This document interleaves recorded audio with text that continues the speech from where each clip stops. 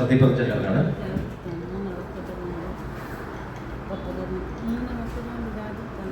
Mangalpady C D എസിലെ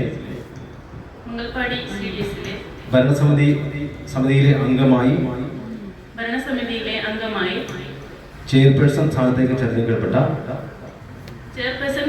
തിരഞ്ഞെടുക്കപ്പെട്ട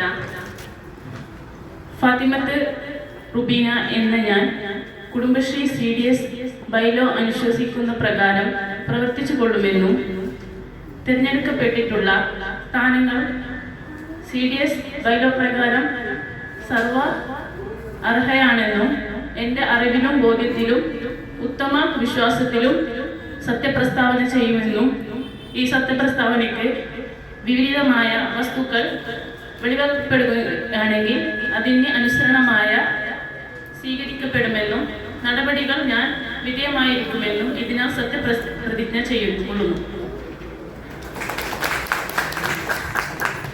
തുടർന്ന്